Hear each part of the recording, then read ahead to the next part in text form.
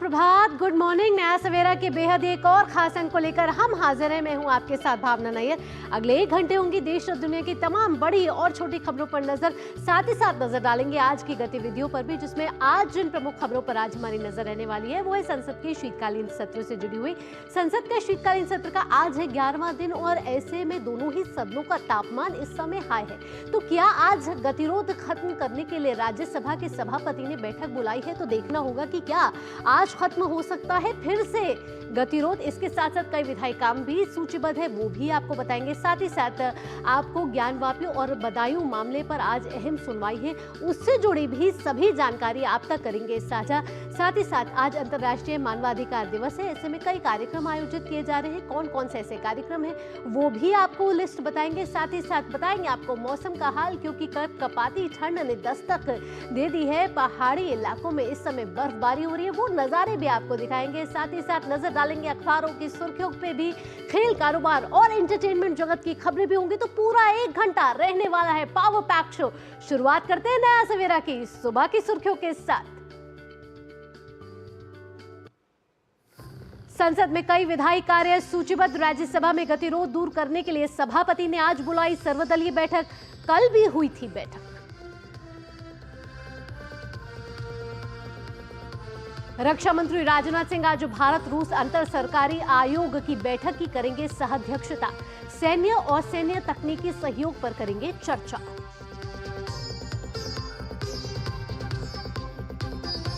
ज्ञानवापी मामले पर आज इलाहाबाद हाई कोर्ट में होगी सुनवाई। बदायूं में नीलकंठ महादेव मंदिर बनाम जामा मस्जिद मामले में भी आज सुनवाई।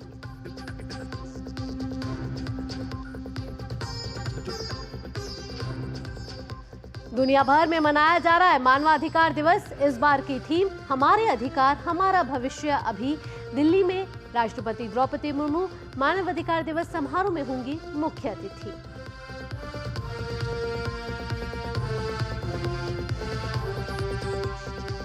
जम्मू कश्मीर समेत पश्चिमी हिमालय राज्यों में हुई बर्फबारी के कारण मैदानी इलाकों में बढ़ी ठंड। मौसम विभाग ने अगले 4 से 5 दिन शीतलहर की जताई संभावना।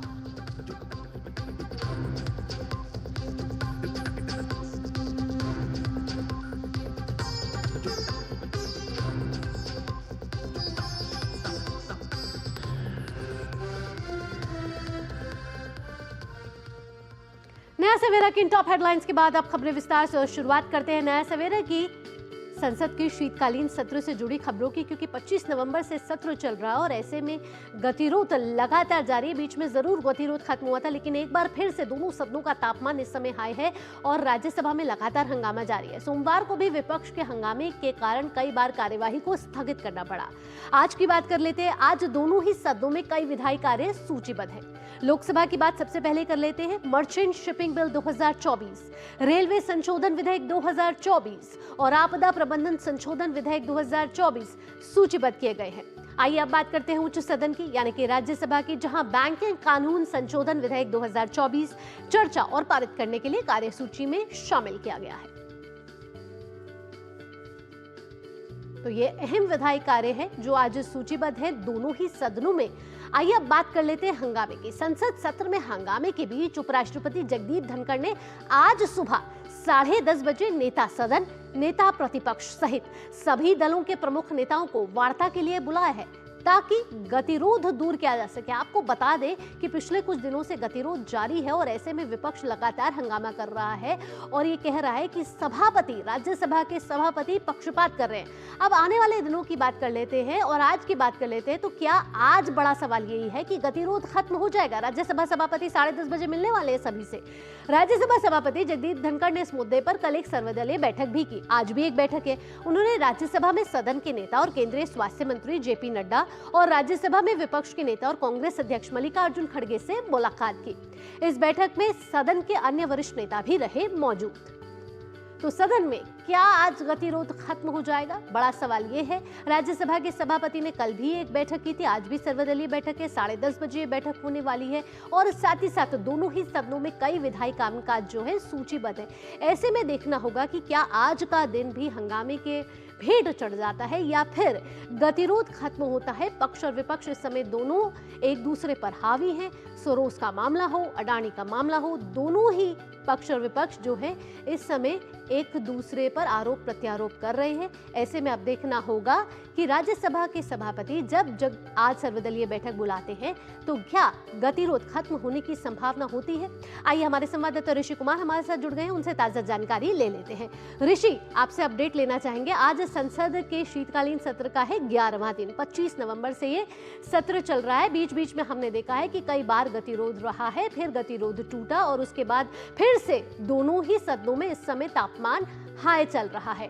ऐसे में राज्यसभा के सभापति आज दो सर्वदलीय बैठक बुलाई है और सूत्रों के हवाले से ये भी खबर आ रही है कि राज्यसभा के सभापति के खिलाफ एक अविश्वास प्रस्ताव विपक्ष ला सकती है और ये भी कहा जा रहा है कि 70 सांसदों ने उस पर हस्ताक्षर कर दिए हैं। क्या इस सूत्रों से मिली जानकारी में कितना तथ्य है, कितनी सच्चाई है? देखिए, जहाँ तक शीतकालीन सत्र की बात करें तो इस बार का शीतकालीन सत्र जैसे कि अक्सर देखा ही जा रहा है कि विपक्ष हंगामे के बीच ही कार्यवाही को आगे बढ़ने देता है। तो ऐसे में इस बार भी गतिरोध से ही शुरुआत हुई, लेकिन बीच में कोशिश हुई थी कि चाहे वो संविधान दिवस का मसला हो कि उस पर हम चर्चा करेंगे लोकसभा में और राज्यसभा में, और उसके लिए 2-2 दिन मुकर्रर किए गए जी। अब बात आती है कि अब जो गतिरोध है उसकी वजह क्या है। साफ वजह है कि कल सत्ता पक्ष की तरफ से कार्य स्थगन प्रस्ताव के नोटिस में जिसमें कि कहा गया था जॉर्ज सोरोस का कांग्रेस के वरिष्ठ नेताओं के साथ संबंध है, जो कि भारत विरोधी गतिविधियों के लिए जाने जाते हैं या उन्होंने इस तरीके की गतिविधियां की हैं कि भारत में लोकतांत्रिक प्रक्रिया को कमज़ोर किया जाए। तो इस आरोप के बीच में चूंकि विपक्ष की तरफ से भी कार्य स्थगन प्रस्ताव के नोटिस दिए जा रहे थे लगातार, तो कल हुआ ये कि सत्ता पक्ष ने भी कार्य स्थगन का प्रस्ताव का नोटिस दे दिया। कुल मिला के कल 11 नोटिस थे और सभी नोटिस को चेयरमैन ने खारिज कर दिया। लेकिन बात तब आगे बढ़ी जब विपक्ष की तरफ से सत्ता पक्ष को ये सलाह दी गई कि आज सदन चलने दिया जाए। चूँकि कल हमने देखा था कि कांग्रेस बैकफुट पे थी इस मसले जॉर्ज सोरोस के मसले पर, तो इस वजह से कांग्रेस को लगा कि आज का दिन ऐसा है जिसमें हम चर्चा की बात कर सकते हैं। तो इसी पर सत्ता पक्ष ने उनको घेरा और कहा कि जब आप चाहते हैं तब हंगामा करते हैं, लेकिन जब आप फंसते हैं तो आप कहते हैं कि कार्रवाई हो। तो इसी गहमा गहमी के बीच में सभापति द्वारा जब संचालन किया जा रहा था तो ऐसे में सभापति पर विपक्ष ने आरोप लगाया कि आप एक पक्ष की ओर झुक रहे हैं। इसमें तमाम जो सांसद हैं उन्होंने सदन में खड़े होकर बोला। इसमें सभापति ने कहा कि वो नियमों के अनुरूप ही सदन की कार्यवाही को आगे बढ़ा रहे हैं। अब जैसे कि आपने कहा कि एक तो हम जानते हैं कि आज 10:30 बजे के तकरीबन जो जितने भी फ्लोर लीडर्स हैं सभी राजनीतिक दलों के, उनके साथ सभापति ने बैठक बुलाई, क्योंकि ये गतिरोध अब काफ़ी आगे बढ़ता हुआ दिख रहा है। अब ऐसे में जो अविश्वास प्रस्ताव की बात है या जो तमाम अखबारों ने इन सब चीज़ों को छापा है और खबरें हैं कि 70 सांसदों ने इस पर हस्ताक्षर कर दिए हैं। देखिए, जहाँ तक अनुच्छेद 67B के तहत राज्यसभा के सभापति के विरुद्ध अविश्वास प्रस्ताव लाया जा सकता है, लेकिन हम जानते हैं कि राज्यसभा के सभापति सिर्फ राज्यसभा के सभापति नहीं, वे उपराष्ट्रपति भी होते हैं जी। तो ऐसे में जो प्रक्रिया है वो बहुत लंबी है। इसमें एक तरफ से जो बहुमत के आधार पर राज्यसभा से प्रस्ताव पारित होना जरूरी है, तो वहीं लोकसभा से भी ये प्रस्ताव पारित होना जरूरी है। और इस पूरी प्रक्रिया में 14 दिन का पूर्व का नोटिस भी दिया जाना जरूरी है। तो ये पूरा का पूरा जो मुझे लगता है विपक्ष की तरफ से इस आर्टिकल का उल्लेख करना कि संविधान में ये है और 70 सांसदों की बात, मुझे लगता है कि एक दबाव की राजनीति ज़्यादा दिखती है, क्योंकि विपक्ष के पास ना तो कोई संख्या बल है जी। और ना ही ऐसा कोई मुद्दा है जिसके आधार पर वो सभापति के खिलाफ अविश्वास प्रस्ताव ला पाएं। लेकिन कुल मिलाकर इतना कहा जा सकता है कि विपक्ष आज मुझे लगता है ज़्यादा हमलावर होने की गुंजाइश उन्होंने बनाई है। इस बात से लेकर तमाम अनुच्छेदों का जिक्र किया जा रहा है, मीडिया में भी बाइट्स दी गई हैं कि एक अनुच्छेद है। तो मुझे लगता है कि ये अनुच्छेद तो है, सभी जानते हैं, लेकिन इसका उपयोग या दुरुपयोग जी, तो आज भी यही संभावना जताई जा रही है कि हंगामा रहने के आसार हैं। ऐसे में ऋषि, एक और खबर ये आ रही है कि एक राष्ट्र एक चुनाव से जुड़ा विधेयक जो है वो इस सत्र में पेश किया जा सकता है, चर्चा और पारित करने के लिए रखा जा सकता है और केंद्र जो है आम राय बनाने के पक्ष में पूरी तैयारियों के साथ जुटी हुई है। इस खबर में कितना तथ्य है? देखिए, खबर में तो दम है, क्योंकि हम जानते हैं कि एक राष्ट्र एक चुनाव को लेकर सरकार ने एक समिति बनाई। समिति बनाने के बाद उस पर तमाम देश भर के लोगों से रायशुमारी की गई, तमाम एक्सपर्ट्स की, तमाम, इसमें हम कह सकते हैं कि लाखों लोगों के साथ सीधा संवाद भी हुआ, और इसमें एक राजनीतिक दलों के साथ भी मंत्रणा की गई है। ऐसा नहीं है कि राजनीतिक दलों के साथ अभी कोई चर्चा नहीं हुई है। हमने देखा था इससे संबंधित जब कमीशन बना था तो उस कमीशन में भी तमाम राजनीतिक दल अपना अपना जो रिप्रेजेंटेशन है और अपना पक्ष है वो रख रहे थे।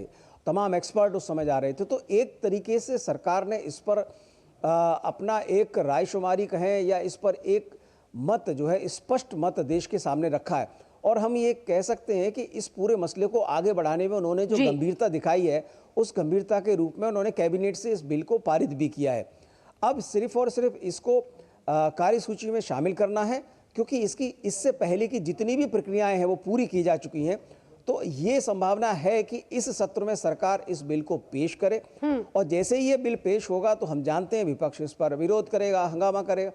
तो इसको एक संयुक्त संसदीय समिति या किसी भी समिति के माध्यम से इसको स्क्रूटनी के लिए भेजा जा सकता है, क्योंकि हम जानते हैं कि संसदीय समितियों के माध्यम से तमाम विधेयकों के ऊपर गहन चर्चा और मंथन करने की प्रक्रिया हमारी संवैधानिक प्रक्रियाओं में है, हमारी संसदीय प्रक्रियाओं में है, जो कि एक स्वस्थ लोकतंत्र को मजबूत बनाने में बहुत बड़ा कदम होता है।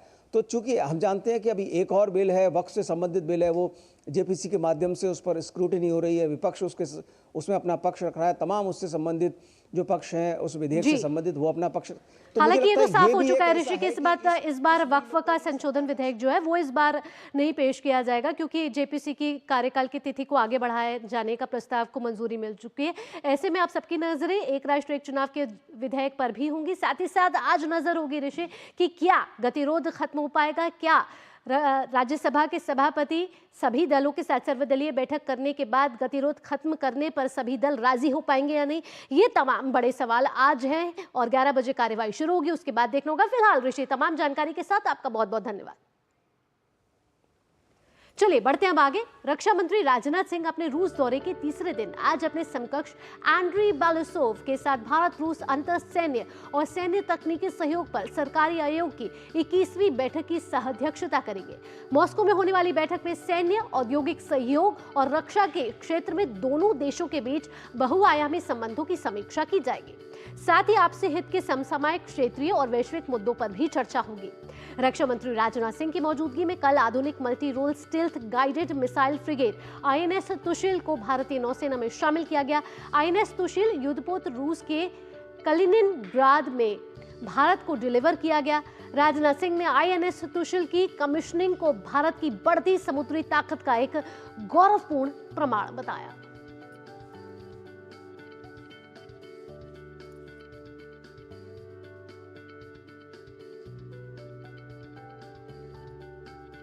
वक्त है एक छोटे से ब्रेक का, लेकिन ब्रेक के बाद बात होगी ज्ञानवापी और बदायूं मामले की। देंगे आपको सारी जानकारी, आप जुड़े रहिए नया सवेरा के साथ।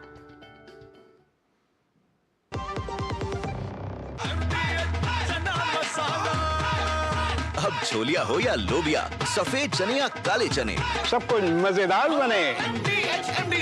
This is no ordinary sky. This is where legends are born. Space transition. Roger. Re-engaging heat. In the vast expanse above, the Indian Air Force reigns. Unseen, unstoppable, unmatched. Join the Indian Air Force to be a cut above. Muthoot finance gold overdraft, अपने सोने को हमारे सुरक्षित lockers में deposit कीजिए। उस सोने पर 24/7 क्रेडिट लाइन लीजिए और फिर पैसे एक बार लीजिए या बार बार आपके हाथ में। कम या ज्यादा घर में या ब्रांच में आपके हाथ में। ब्याज सिर्फ उतने ही दिन का भरिए जितने दिन पैसे इस्तेमाल कीजिए। Muthoot finance gold overdraft, gold loan कमाल, बाकी लोन बेमिसाल। Market access, resources, infrastructure, skills. Rajasthan has it all. With the vision of PM Narendra Modi and CM Bhajanlal Sharma, Explore endless opportunities at the Rising Rajasthan Global Investment Summit. Register today.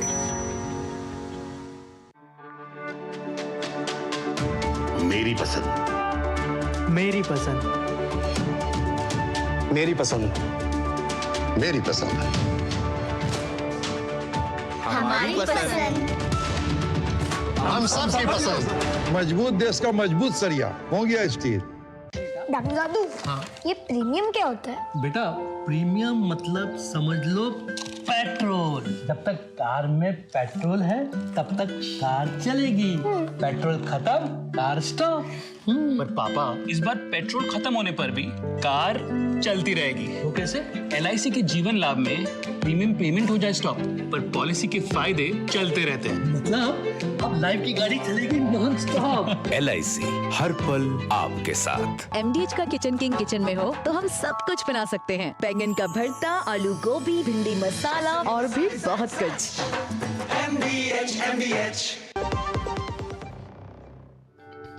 Break के बाद आपका स्वागत है। ज्ञानवापी परिसर स्थित वजू खाने का क्या हो पाएगा ASI सर्वे? आज पता चलेगा, क्योंकि आज होने वाली एक अहम सुनवाई। आपको बता दें कि वाराणसी के ज्ञानवापी परिसर स्थित वजू खाने का आर्कियोलॉजिकल सर्वे ऑफ इंडिया से सर्वे कराए जाने की मांग पर इलाहाबाद हाईकोर्ट में आज होने वाली एक अहम सुनवाई। इससे पहले 21 नवंबर को होने वाली सुनवाई 10 दिसंबर तक के लिए टाल दी गई थी, यानी कि आज तक के लिए टाल दी गई थी। दरअसल हिंदू पक्ष लंबे समय से वजू खाने का ASI से सर्वेक्षण कराने की मांग कर रहा है। इसको लेकर हिंदू पक्ष की ओर से दायर याचिका में शिवलिंग को छोड़कर वजू खाने के बाकी हिस्से का सर्वेक्षण कराए जाने की मांग की गई है। हालांकि मुस्लिम पक्ष लगातार इसका विरोध करता रहा है। मुस्लिम पक्ष की तरफ से दलील दी गई है कि सुप्रीम कोर्ट ने इस पर रोक लगाई है। तो बड़ा सवाल यही है कि इलाहाबाद हाईकोर्ट में आज होने वाली है अहम सुनवाई, और अहम सुनवाई है ज्ञानवापी मामले से जुड़ी हुई। लखनऊ से हमारे संवाददाता जुड़ गए हैं विकास सिंह हमारे साथ। आइए विकास से ताज़ा जानकारी ले लेते हैं। विकास, कितने बजे सुनवाई का समय रखा गया है? साथ ही साथ आपसे ये भी पूछना चाहेंगे कि हम दोनों ही पक्ष की दलीलों को सुनते हुए आ रहे हैं। हिंदू पक्ष ये कह रहा है कि ASI का सर्वे कराना चाहिए, वहीं मुस्लिम पक्ष जो है इससे दूर होने की कोशिश करता आ रहा है। ऐसे में आज जब आगे बढ़ेगी सुनवाई तो दोनों ही पक्ष किस तरीके की दलीलें पेश कर सकते हैं? देखिए, ज्ञानव्यापी परिसर में जो वजू खाना है उसके आसपास के सर्वेक्षण को लेकर हिंदू पक्ष की मांग है कि ASI के द्वारा वैज्ञानिक सर्वे करवाया जाना चाहिए। वहीं मुस्लिम पक्ष आज ये सुनवाई इलाहाबाद हाईकोर्ट में 2 बजे की जाएगी। आज मुस्लिम पक्ष इस पे अपनी दलीलें देगा, अपना जवाब दाखिल करेगा, क्योंकि 2022 में जब कोर्ट कमीशन वहां पर गया था, वहां पर सर्वे किया था, उसमें वहां पर उसके वजू खाने में कथित वहां पर शिवलिंग मिला था। उसके बाद से ही ये प्रकरण चल रहा है। हिंदू पक्ष की मांग है कि वहां पर एक वैज्ञानिक सर्वे कराया जाए, ताकि वहां पर जो चीजें मिली हैं उनका तथ्यात्मक रूप से पुष्टि हो सके कि वहां पर क्या स्थिति है। उसी को लेकर यहाँ पर मुस्लिम पक्ष कह रहा है कि क्योंकि वो उसका इलाका है, वहां पर उसके अधिकार है, वहां पर कोई वैज्ञानिक सर्वे नहीं कराया जाना चाहिए। उस समय जब कोर्ट कमीशन के द्वारा वहां पर कथित शिवलिंग मिला था, सुप्रीम कोर्ट के द्वारा भी उस पूरे एरिया को संरक्षित करने के निर्देश दे दिए गए थे। फिलहाल आज जब सुनवाई होगी, मुस्लिम पक्ष अपनी दलीलें पेश करेगा। इस प्रकरण में आगे हाईकोर्ट क्या फैसला देगी आने वाले समय में जल्दी ही ये तय होगा। लेकिन फिलहाल हिंदू पक्ष की ये मांग है कि वहां पर वैज्ञानिक सर्वे कराए जाने की जरूरत है। इसीलिए ASI को इजाजत दी जाए कि वजू खाने में जो कथित शिवलिंग है और उसके आसपास का इलाका है, खासतौर से जो कथित जो शिवलिंग है, उसको बिना नुकसान पहुंचाए सर्वे कराने की हिंदू पक्ष की मांग है। वहीं मुस्लिम पक्ष नहीं चाहता है कि वहां पर सर्वे कराया जाए। इसी मामले को लेकर आज 2 बजे इलाहाबाद हाईकोर्ट में सुनवाई की जाएगी। पिछली सुनवाइयों की बात करते हैं विकास, तो पिछली सुनवाइयां जितनी भी हुई हैं उसमें बड़े तौर पर क्या दलीलें निकलकर सामने आई हैं? देखिए, ये तमाम सारे तथ्य जग जाहिर हैं कि जिस तरीके से ज्ञानव्यापी पूरे परिसर को लेकर हिंदू पक्ष की जो मांग रही है, वहां पर जिस तरीके के हालात हुए, उसके बाद श्रृंगार गौरी की बात रही हो, वहां पर तहखाने की बात रही हो, ये माना जाता था कि जिस तरीके से वहां पर एक पुराना ढांचा था, आमतौर पे लोगों की मान्यता थी कि वहां पर भगवान शंकर का मंदिर था, विश्वेश्वरनाथ का मंदिर था। वो जो प्रतिबिंब मिला है, कथित शिवलिंग जिसे कहा जा रहा है कोर्ट कमीशन के द्वारा, वहां पर दूसरे पक्ष के द्वारा जब नमाज अदा करने से पहले वहां पर वजू की जाती थी। तमाम सारे लोग इस बात को जानकर काफी ज्यादा आहत भी हुए थे। अब भावनाओं की बात है और बात है तथ्यों की, बात है सबूतों की। इसीलिए हिंदू पक्ष चाहता है कि उस पूरे एरिया का वैज्ञानिक सर्वे कराया जाए, जिससे इस बात का पता लगाया जा सके कि वहां पर मंदिर था या नहीं था। ये सारी बातें वैज्ञानिक सर्वे के द्वारा स्पष्ट हो सकती है। जी विकास, चलिए तमाम जानकारियों के साथ आपका बहुत बहुत धन्यवाद। तो हमारे संवाददाता विकास हम तक ये जानकारी दे रहे थे कि आज ज्ञानवापी मामले पर इलाहाबाद हाईकोर्ट में होने वाली एक अहम सुनवाई, जिसमें मुस्लिम पक्ष हम देख रहे हैं कि करता आ रहा है विरोध एएसआई सर्वे का, वहीं हिंदू पक्ष आता है कि एएसआई सर्वे होना चाहिए। आज पता चलेगा कि सुनवाई आगे कैसे बढ़ती है। विकास, तमाम जानकारियों के साथ आपका धन्यवाद। तो जहां ज्ञानवापी मामले से जुड़ी एक अहम सुनवाई है, वहां बदायूं कोर्ट में भी आज एक अहम सुनवाई होनी है। बदायूं कोर्ट में आज नीलकंठ महादेव मंदिर बनाम जामा मस्जिद मामले में सुनवाई होगी। सुनवाई बदायूं के सिविल जज senior division fast track court में होनी है। पिछली सुनवाई 3 दिसंबर को हुई थी, जिसमें जामा मस्जिद इंतजामिया कमेटी की ओर से बहस के दौरान वकील ने मामला खारिज किए जाने की अपील की थी। उनकी तरफ से दी गई दलील में यह कहा गया था कि वादी को दावा करने का अधिकार नहीं है, क्योंकि 15 अगस्त 1947 से पहले और बाद में वहां मस्जिद है, मंदिर नहीं। जबकि वादी हिंदू महासभा के प्रदेश अध्यक्ष मुकेश पटेल ने 2 अगस्त 2022 को दायर याचिका में जामा मस्जिद में नीलकंठ महादेव मंदिर होने का दावा किया था, जिस पर न्यायालय में आज होगी अहम सुनवाई। तो नीलकंठ महादेव मंदिर बनाम जामा मस्जिद में आज होने वाली है बदायूं कोर्ट में एक अहम सुनवाई। देखना होगा कि आगे किस तरीके से बढ़ती है सुनवाई। और साथ ही साथ आपको बता दें कि हमारे संवाददाता निशांत कुमार राय ज्यादा अपडेट के साथ हमारे साथ इस समय मौजूद हैं बदायूं से। सीधा निशांत का रुख करेंगे। निशांत, आपसे पूछना चाहेंगे कि संभल के बाद अब बदायूं का जो मामला है वो भी कहीं ना कहीं तूल पकड़ता जा रहा है। ऐसे में आज बदायूं कोर्ट में होने वाली है अहम सुनवाई। दोनों पक्षों की बात करें तो क्या क्या दलीलें पेश की जा रही हैं? देखिए, सबसे पहले बात की जाए तो पिछली सुनवाई में मुस्लिम पक्ष अपनी बातें, अपनी दलीलें रखी थी। अभी तक उसकी दलीलें पूरी नहीं हुई हैं और ऐसे में उम्मीद की जा सकती है कि मुस्लिम पक्ष आज अपनी दलीलें पूरी कर लें। ये पूरा मामला शुरू हुआ 2022 में अगस्त महीने में एक अपील दायर की गई, जिसमें कहा गया कि जो बदायूं में मस्जिद है ये नीलकंठ महादेव मंदिर है। हालांकि मुस्लिम पक्ष की ओर से कहा जा रहा है कि ये मस्जिद है और अगर इतिहास में जाकर देखें तो 13वीं सदी में इस मस्जिद का यहाँ पर निर्माण हुआ था। और मुस्लिम पक्ष इसी बात को कह रहा है कि जो हिंदू पक्ष की ओर से कहा गया है कि यहाँ पर मंदिर का ध्वस्तीकरण करके मस्जिद बनाई गई है, तो जाहिर सी बात है कि यहाँ पर मंदिर का अब कोई औचित्य नहीं बनता है। वहीं हिंदू पक्ष का कहना है कि अगर मुस्लिम पक्ष ये कह रहा है तो आखिर वो सर्वे से क्यों डर रहा है और सर्वे कराने की बात पर इस तरीके से कोर्ट में इस मामले को खारिज करने की बात क्यों कर रहा है। दरअसल मुस्लिम पक्ष की ओर से प्लेसेस ऑफ वर्शिप एक्ट को लेकर जो है अपनी दलीलें दी जा रही हैं। उसका कहना है कि इस कानून के तहत 1947 के बाद की जो यथा स्थिति है और 1947 से पहले जो यथा स्थिति है वो बनी रहनी चाहिए। वहीं हिंदू पक्ष का कहना है कि सर्वे तो होना चाहिए कि वहाँ पर हकीकत क्या है और ऐसे में कोर्ट को ये फैसला लेना है कि इस मामले की सुनवाई आगे की जानी चाहिए या इस मामले को खारिज कर देना चाहिए। सबसे अहम हो जाता है कि अब से कुछ दिन पहले हमने देखा था कुछ इसी तरीके का मामला संभल में भी था और संभल में जब लोअर कोर्ट ने सर्वे का आदेश दिया था वहां पर माहौल बिगड़ गया था।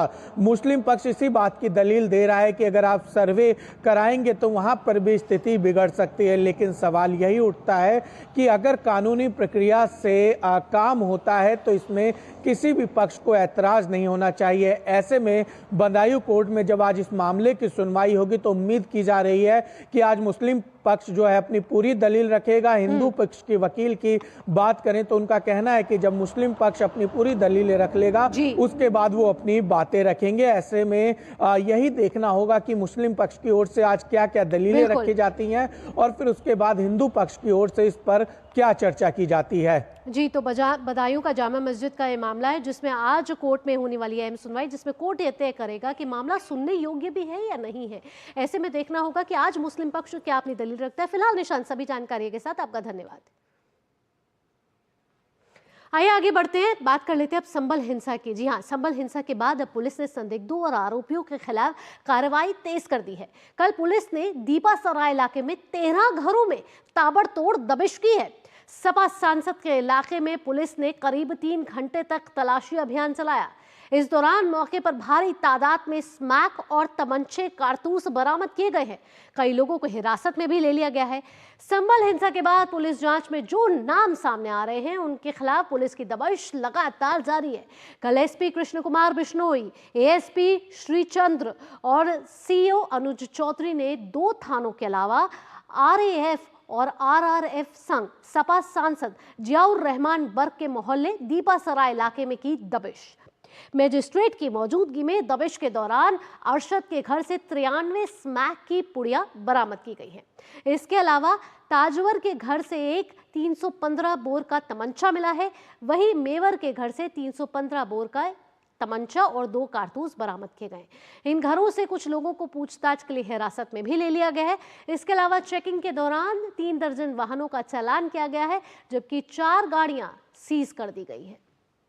तो संभल हिंसा के बाद पुलिस की कार्रवाई तेज होती नजर आ रही है। की सूचना पे दीपा सराय एवं तीमरदास सराय उसके आसपास के क्षेत्रों में 13 जगहों पे दबिश दी गई, जिसमें 3 जगहों पे पुलिस को सफलता मिली है। उसमें मुल्ला अरशद सन ऑफ शेख अब्दुल्ला नाम के व्यक्ति के यहाँ पे 93 पुड़िया स्मैक की मिली है, जो कि बहुत ही चौंकाने वाला तथ्य है। एक व्यक्ति ताजवर सन ऑफ नसीम, उसके यहाँ से 315 बोर का तमंचा मिला है और एक अन्य व्यक्ति है मेहवर सन ऑफ यावर हुसैन, इसके यहाँ से 315 बोर का तमंचा और 2 लाइव कार्ट्रिजेज भी मिले हैं। उसके अलावा करीबन 32 के करीबन गाड़ियाँ हैं, उनके चालान किए गए हैं, कुछ गाड़ियाँ सीज भी की गई हैं। ये चेकिंग अभियान है, ये पुलिस द्वारा अनुरत रूप से संभल में चलाया जाएगा। अभी तक कुल 39 लोगों को गिरफ्तार कर लिया गया है, जो 24 नंबर की हिंसा हुई थी उसके मद्देनजर। और आइए आगे बढ़ते हुए बात कर लेते हैं मुंबई में कल हुए एक दर्दनाक हादसे की। मुंबई के कुर्ला में बेकाबू बस बीच बाजार में करीब 30 लोगों को रौंदते हुए चली गई। इस हादसे में अब तक 4 लोगों की मौत हो गई है, जबकि 25 लोग घायल बताए जा रहे हैं, जिसमें से कई लोग गंभीर रूप से घायल हैं। घायलों को अस्पताल में इलाज चल रहा है। हादसा मुंबई के कुर्ला इलाके के एलबीएस रोड पर हुआ है।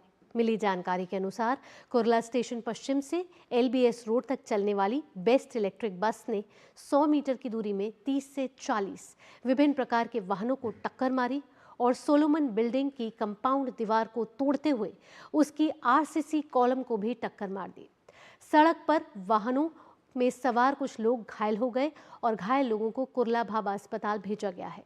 पुलिस ने बताया है कि बस के ड्राइवर को पुलिस ने हिरासत में ले लिया है और आगे की जांच की जा रही है।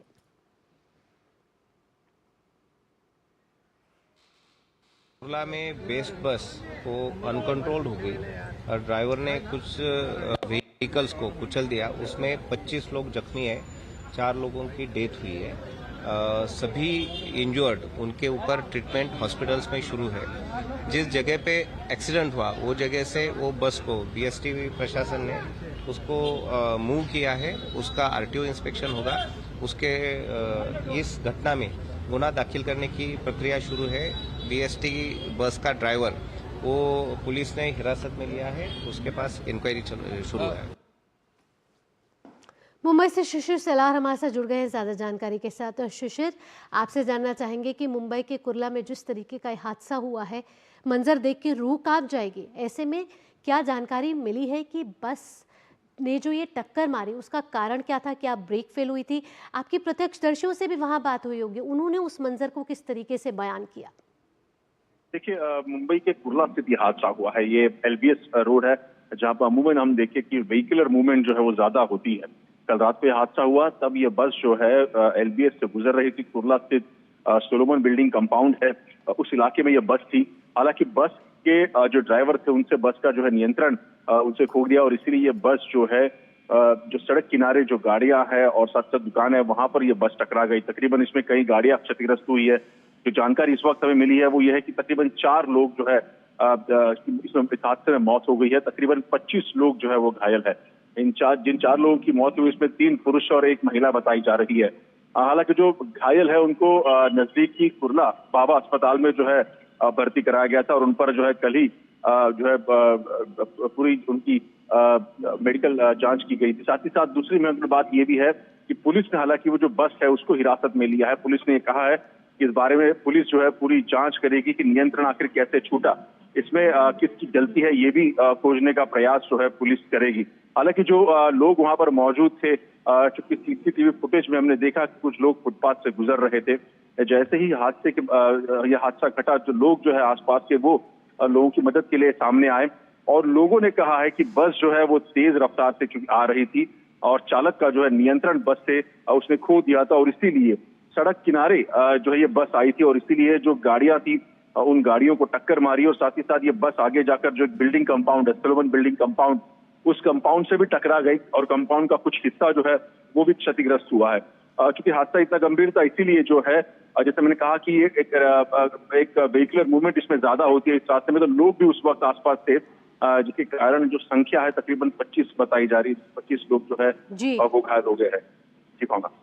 जी शिशिर, तमाम जानकारियों के साथ आपका धन्यवाद। आगे भी आपसे अपडेट लेते रहेंगे। तो हमारे संवाददाता शिशिर सेलार इस समय बता रहे थे कि कल मुंबई के कुर्ला में एक बेहद ही दर्दनाक हादसा हुआ है जिसमें 4 लोगों की मौत हो गई और करीब 25 लोग घायल हैं जिनका भाभा अस्पताल में इस समय इलाज चल रहा है। साथ ही साथ पुलिस प्रारंभिक जाँच को भी आगे बढ़ा रही है। ऐसे में बस के ड्राइवर को हिरासत में ले लिया गया है। फिलहाल शिशिर, तमाम जानकारियों के साथ आपका धन्यवाद।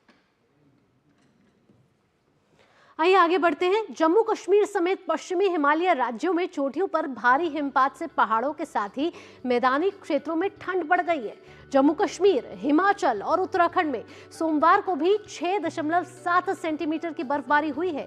गुलमर्ग और सोनमर्ग के साथ दूधपथरी में सफेद चादर देखी हुई मिली है। राजधानी के बांदीपोरा, गुरेज और साधना टॉप पर कुपवाड़ा टंगधार मार्ग बाधित है। लेह सबसे ठंडा रहा, वहां न्यूनतम तापमान 0 से 12.8 डिग्री नीचे दर्ज किया गया। कुफरी और लाहौल की बात करें तो यहां सोमवार को दोपहर बाद फिर बर्फबारी हुई है। फिसलन की वजह से अटल टनल रोहतांग सैलानियों के लिए बंद कर दिया गया है। अगर शिमला की बात की जाए तो सोमवार को दोपहर बाद यहां यातायात बहाल हो पाया, लेकिन मनाली से लाहौल का संपर्क अभी भी कटा हुआ है। वहीं उत्तराखंड के चमोली, औली, जोशीमठ, बद्रीनाथ सहित तमाम ऊंचाई वाली जगहों पर सीजन की पहली बर्फबारी से पहाड़ गुलजार हो गए हैं। सैलानियों के चेहरे पर मुस्कुराहट है इस समय और उत्तराखंड के पहाड़ी इलाकों में बर्फबारी और मैदानी क्षेत्रों में हल्के बादल देखने को मिल रहे हैं। उधम सिंह नगर सहित पहाड़ों के कई इलाकों में 2 से 4 इंच तक की बर्फबारी दर्ज की गई है।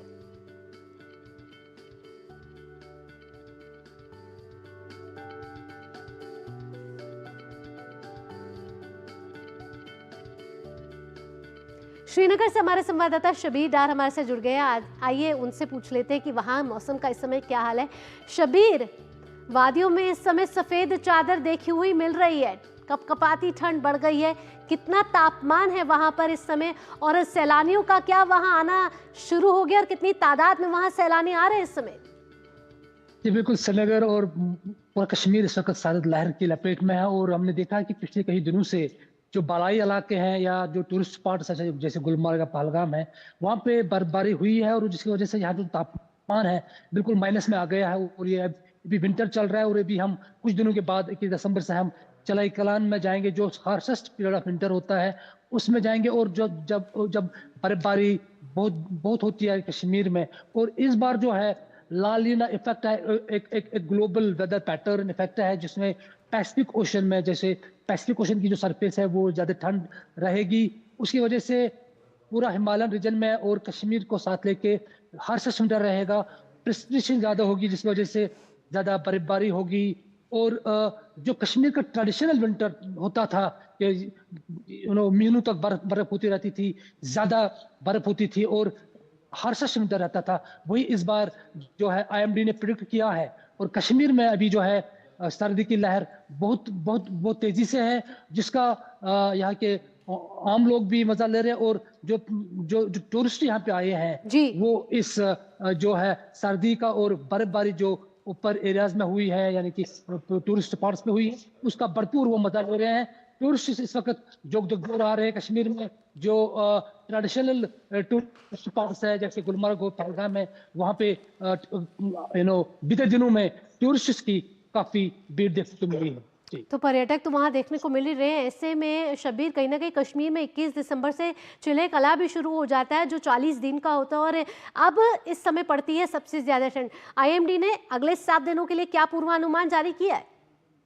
अभी जो नेक्स्ट वीक के लिए जो है वेदर यूजुअली जो है ड्राई, और कहीं कहीं पे बारिश और बर्फबारी का भी प्रेडिक्शन है। लेकिन लोगों को उन्होंने ये जो आईएमडी ने जो एडवाइजरी इशू की है कि जो अपर रिच एरियाज है वहाँ पे बारी होने का अंदेशा है, और तो लोगों से कहा गया है कि वो बिल्कुल सावधान रहे, बिल्कुल रेडी रहे, क्योंकि जो वेदर पैटर्न इस वक्त चेंज हो रही है ओवरऑल ग्लोबल वार्मिंग की वजह से, तो कश्मीर में हार्शेस्ट विंटर आने हैं जो है कि विंटर में जो बहुत ज्यादा बर्फबारी होने का इम्कान है, और खासतौर पर जो पहाड़ी इलाके हैं वहाँ पे वेदर हार्शेस्ट होने वाला है, प्रेसिपिटेशन ज्यादा होने वाली है।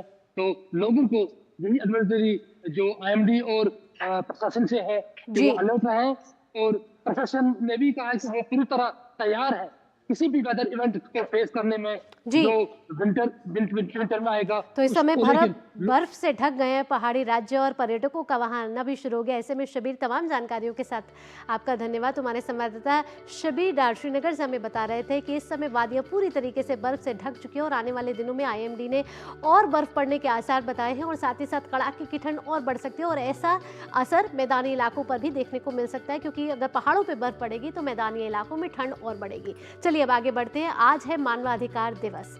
प्रतिवर्ष 10 दिसंबर को मानवाधिकारों के संबंध में संयुक्त राष्ट्र की घोषणा की याद में मानवाधिकार दिवस मनाया जाता है। संयुक्त राष्ट्र आम सभा में 1948 में मानवाधिकारों की सार्वभौमिक घोषणा को अपनाया और लागू किया था। इसे संपूर्ण विश्व में मानवाधिकारों के संरक्षण के लिए साझा मानक मानदंड के रूप में अपनाया गया।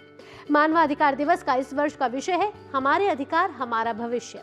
यह उस विश्वास को और मजबूत करता है कि मानवाधिकार महज एक आकांक्षा नहीं है, बल्कि बेहतर भविष्य के निर्माण के लिए व्यक्तियों और समुदायों को सशक्त बनाने का व्यवहारिक साधन भी है। राष्ट्रपति द्रौपदी मुर्मू आज विज्ञान भवन में मनाए जाने वाले मानवाधिकार दिवस समारोह में मुख्य अतिथि के तौर पर शिरकत करेंगे। अपनी स्थापना से ही राष्ट्रीय मानवाधिकार आयोग द्वारा मानवाधिकार उल्लंघन के 23.14 लाख से अधिक मामले दर्ज किए गए हैं, और मानवाधिकार उल्लंघन के पीड़ितों को राहत के रूप में 256.57 करोड़ रुपए की संस्तुति दी गई है। मानवाधिकार दिवस समारोह के बाद मानसिक स्वास्थ्य देखभाल, कक्षा से कार्यस्थल तक तनाव को नियंत्रित करना विषय पर 1 दिवसीय राष्ट्रीय सम्मेलन का भी आयोजन किया जाएगा।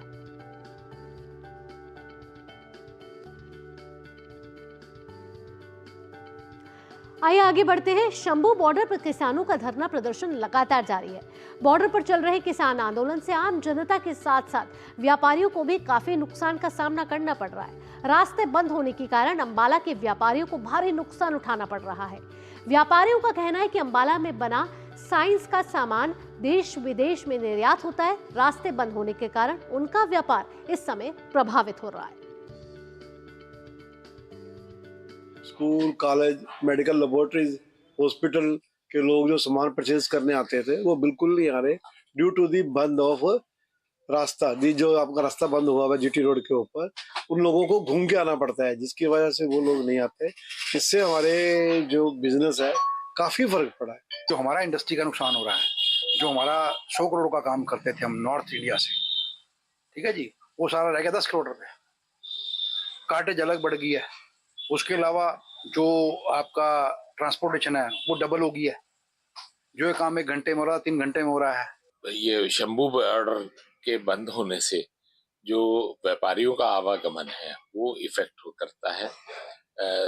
लोगों को घूम के आना पड़ रहा है। कहीं आते हैं, कहीं नहीं भी आते, अवॉइड कर जाते हैं कि यार क्या करेंगे आके, और इस कारण से बिजनेस पे असर पड़ रहा है। कई अबाउट 70 to 80% बिजनेस पे इफेक्ट पड़ा है। कस्टमर्स जो हमारी तीनों स्टेटें हैं, पंजाब की, हिमाचल की, JNK की, उधर ट्रांसपोर्टों से माल जाता है, वो बहुत लेट पहुंचता है। पंजाब बैरियर पे, शंभू बैरियर पे जो नाकाबंदी हुई है, जो किसानों का धरना प्रदर्शन है, उसकी वजह से हमारे अंबाला की साइंटिफिक मार्केट, सर्जिकल मार्केट और अदर जो मार्केट्स हैं, उसका बहुत ज़्यादा बिजनेस पर इफेक्ट पड़ा है, जिसकी वजह से जो लोकल लोग जलंधर से, लुधियाना से, हिसारपुर उधर से आते थे, जो डेली पे सर्जरी करते थे, वो नहीं आ रहे, जिसकी वजह से नियर अबाउट अंबाला एसोसिएशन के कारोबार पर 70-75% का जो कारोबार होता था वो घट गया है। बुलेटिन में आगे बढ़ते हैं। प्रधानमंत्री नरेंद्र मोदी ने पानीपत, हरियाणा में भारतीय जीवन बीमा निगम की बीमा सखी महिला कैरियर एजेंट योजना का शुभारंभ किया है। इस मौके पर बीकानेर से भी महिला कैरियर एजेंट और संभावित महिला अभिकर्ताओं को कार्यक्रम में वर्चुअली जोड़ा गया। इस योजना के तहत महिलाओं को 3 साल की ट्रेनिंग दी जाएगी। ट्रेनिंग के दौरान उन्हें स्टाइपेंड भी मिलेगा। ट्रेनिंग के बाद महिलाएं बीमा एजेंट की तरह कार्य कर सकेंगी। केंद्र सरकार की इस योजना का उद्देश्य महिलाओं को स्वावलंबी बनाना है। ये आज माननीय प्रधानमंत्री श्री नरेंद्र जी मोदी ने पानीपत से इस योजना का शुभारंभ किया है और इसमें निगम ने ये लक्ष्य रखा है कि कम से कम 1 लाख बीमा सखी को नियुक्त किया जाए और इसके अंदर प्रथम 3 वर्षों में 7,000 रुपये प्रति माह और दूसरे वर्ष में 6,000 रुपये प्रति माह और तीसरे वर्ष में प्रति माह 5,000 रुपये का ये प्रतिदान उनको दिया जाएगा स्टाइपेंड के रूप में। मुझे आज बीमा सखी योजना के बारे में जानने का मौका मिला। इससे महिलाओं के विकास के लिए बहुत अच्छा योगदान मिलेगा और इसके बारे में मैंने जितना जाना है उसमें बताया गया है कि महिलाओं को हर महीने 7,000 रुपये प्लस उसके साथ उन्हें जो भी पॉलिसी करवाते हैं उस पे जो बेनिफिट मिलेगा वो भी अलग से मिलेगा। मैं प्रधानमंत्री जी नरेंद्र मोदी जी का धन्यवाद करना चाहती हूँ कि उन्होंने हमारे जिनमें ये बीमा सखी योजना जो चालू की वो महिलाओं की रोजगार बनने के लिए जो किए, ये हमने आज तक पहले कभी नहीं देखी। नरेंद्र मोदी जी ने ये बहुत ही अच्छा और स्वस्थ बीमा का जो किया है वो बहुत ही अच्छा किया है। योजना पर कोलकाता में LIC के MDO के कार्यालय ने लगभग 30 महिला उद्यमियों की उपस्थिति में कार्यक्रम तक पहुंचने के लिए एक सेटअप का आयोजन किया, जो इस योजना में भविष्य के एजेंटों को प्रशिक्षित करेंगे।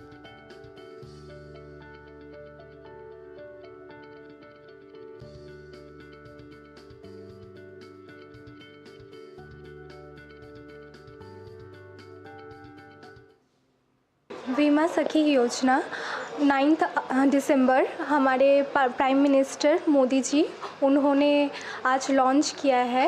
ये एक करियर अपॉर्चुनिटी है हम वुमेन्स लोगों के लिए।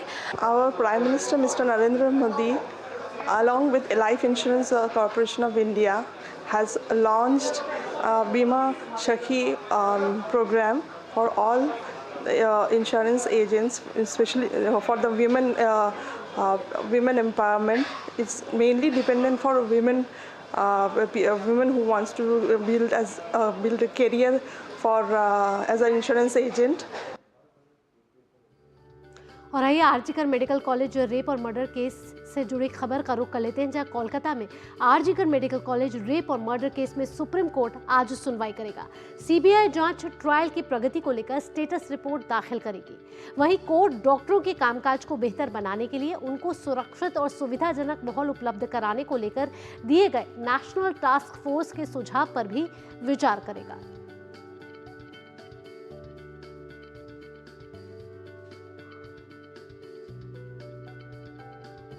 आगे बढ़ते हैं। कर्नाटक के पूर्व मुख्यमंत्री और पूर्व विदेश मंत्री SM कृष्णा का आज सुबह बेंगलुरु में उनके आवास पर निधन हो गया। उन्होंने 92 साल की उम्र में आखिरी सांस ली।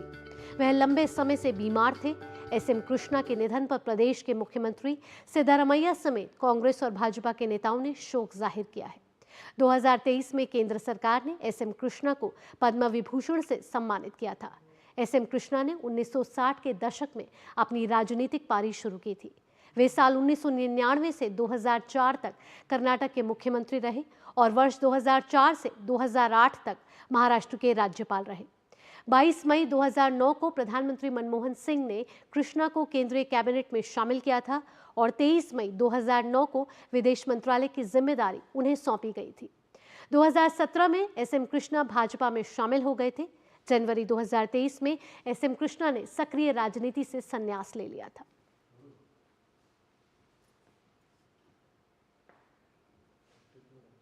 यहाँ ले रहे एक और छोटा सा ब्रेक, लेकिन ब्रेक के बाद बात होगी अखबारों की सुर्खियों की। आप कहीं मत जाइएगा, देखते रहिए नया सवेरा। बढ़िया है, क्यों नहीं? प्राकृतिक हल्दी, मिर्ची, धनिया। नहीं, मिर्ची, धनिया, हल्दी, MDH।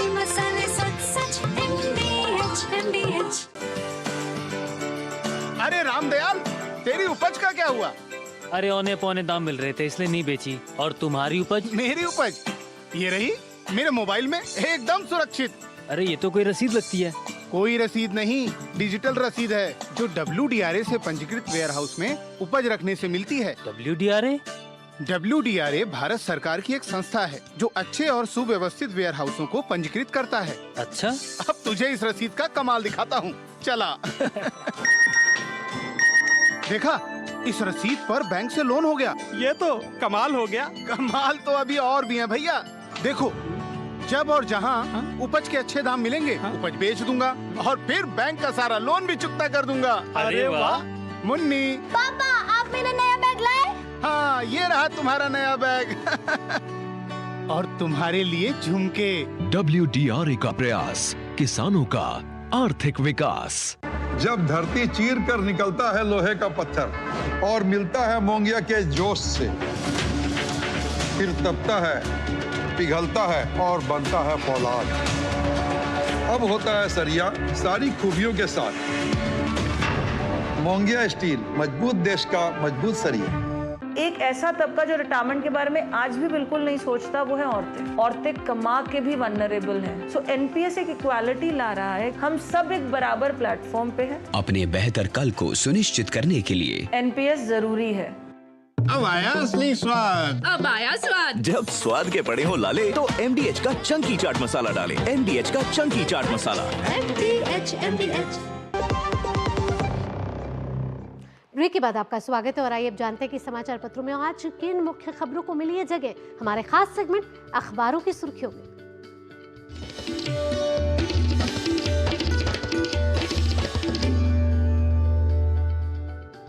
अखबारों की सुर्खियां जानने के लिए चलते हैं आपको हमारे स्टूडियो, जहां मौजूद है मेरी सहयोगी इस समय संध्या शर्मा।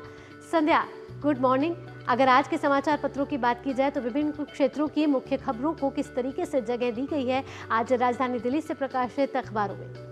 गुड मॉर्निंग भावना। अखबारों की सुर्खियों की बात करते हैं। संसद के दोनों सदनों में जिस तरह से कल कार्रवाई स्थगित करनी पड़ी, उससे जुड़ी हुई खबर आज के प्रमुख अखबारों में हमें देखने को मिली है। सोरस पर संसद में संग्राम, ये पंजाब केसरी अखबार ने अपनी हेडलाइन बनाई है। सत्ता पक्ष ने सोनिया गांधी को सोरोस से जोड़ा और इसको लेकर के हंगामा हुआ। आपको बताएं कि अमेरिकी उद्योगपति जॉर्ज सोरोस और कांग्रेस नेताओं के बीच साठगांठ को लेकर यह हंगामा हुआ, जिससे दोनों सदन की कार्रवाई को दिन भर के लिए स्थगित कर दिया गया। कांग्रेस के शीर्ष नेता सोरोस के धन से चलने वाली विभिन्न संस्थाओं से जुड़े हुए हैं, ये बात जेपी नड्डा ने कही और उसके बाद हंगामा हो गया। उन्होंने कहा कि कांग्रेस के वरिष्ठतम नेता विदेश में जाते हैं और वहां की वही भाषा बोलते हैं जिसे जॉर्ज सोरोस प्रचारित करता है, और भी तमाम बातें उन्होंने सदन में कही, जिसको लेकर के हंगामा देखने को मिला।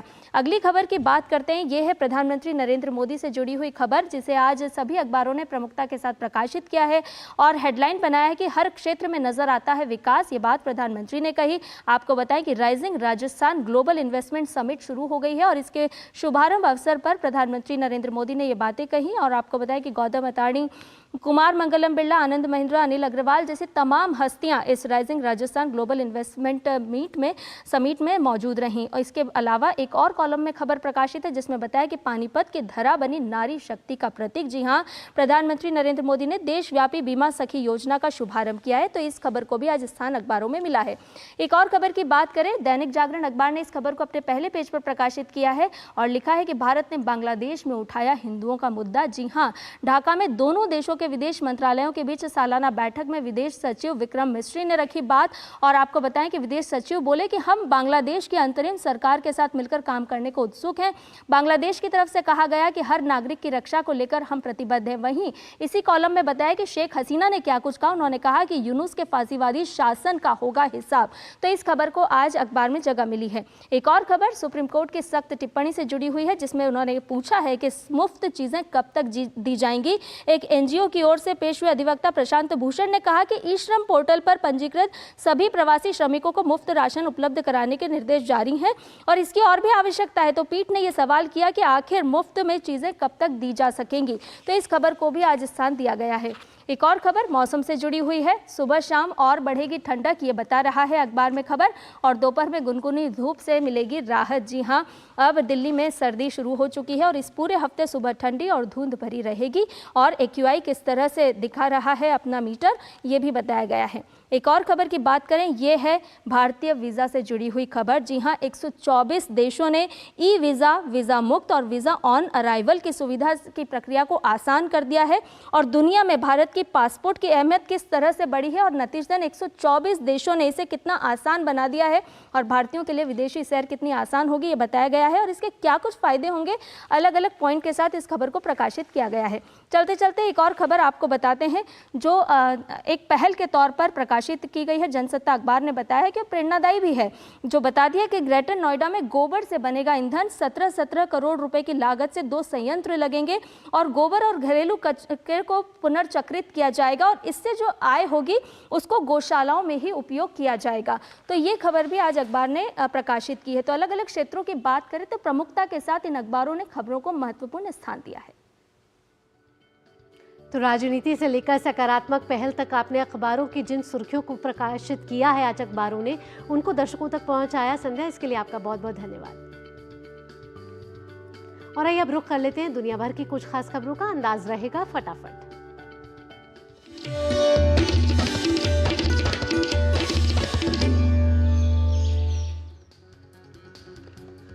इजराइल के प्रधानमंत्री बेंजामिन नेतन्याहू ने कहा है कि सीरिया स्थित गोलन हाइट्स पर इजराइल का कब्जा चिरकाल तक बना रहेगा।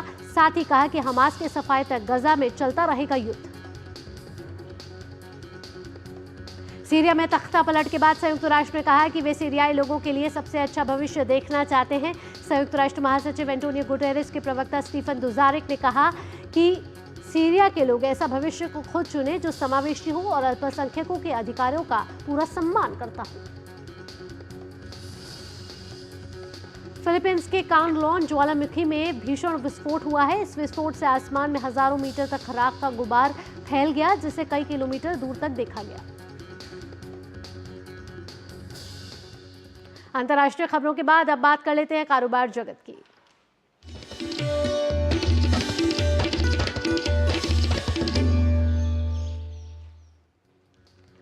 मार्केट रेगुलेटर सेबी ने निवेशकों को ऐसे प्लेटफॉर्म को लेकर सावधानी बरतने को कहा है जो पब्लिक लिमिटेड कंपनियों की अनलिस्टेड सिक्योरिटीज में ट्रांजैक्शन की सुविधा मुहैया कराती है। बंदरगाह, जहाजरानी और जलमार्ग मंत्रालय ने अदानी समूह के आंध्र प्रदेश स्थित कृष्णापट्टनम पोर्ट को समुद्री मार्ग से पेट्रोलियम आयात करने की मंजूरी 1 मार्च 2026 तक बढ़ा दी है। टाटा की अगुवाई वाली एयर इंडिया ने फ्रांस की विमान निर्माता कंपनी एयरबस को 100 नए विमान खरीदने का ऑर्डर दिया है। खबरें होंगी अब खेल जगत से, हमारे खास सेगमेंट स्पोर्ट्स ट्रैक से।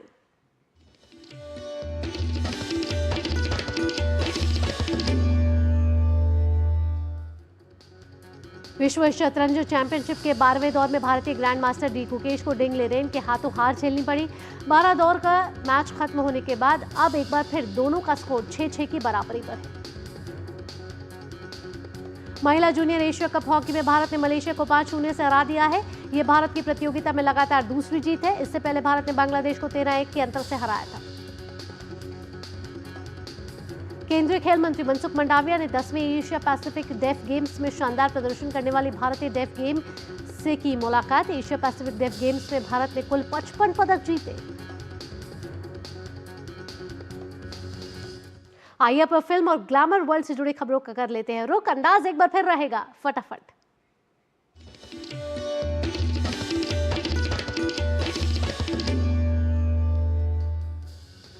भारत की मशहूर निर्देशन पायल कपाड़िया ने रचा इतिहास। उनकी film All We Imagine as Light को गोल्डन ग्लोब्स के सर्वश्रेष्ठ निर्देशक श्रेणी में नामांकन मिला। रणबीर कपूर की फिल्म ब्रह्मास्त्र के दूसरे भाग को लेकर कहा गया है कि ब्रह्मास्त्र का दूसरा पार्ट का नाम देव होगा, लेकिन अभी तक कलाकारों को लेकर घोषणा नहीं हुई है। वरुण धवन की आगामी फिल्म बेबी जॉन का ट्रेलर हो गया है रिलीज। ट्रेलर में वरुण धवन जबरदस्त एक्शन करते हुए आ रहे हैं नजर। फिल्म बेबी जॉन में सलमान खान का होगा कैमियो। और आइए अब नजर डाल लेते हैं मिजाजे मौसम में।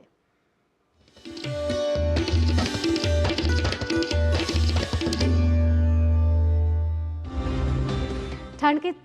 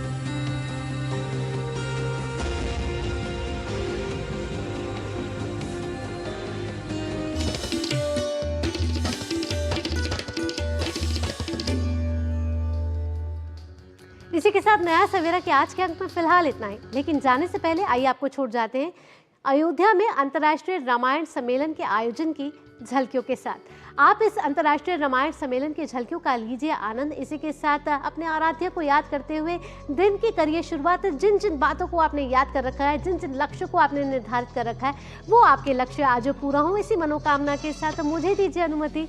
नमस्कार।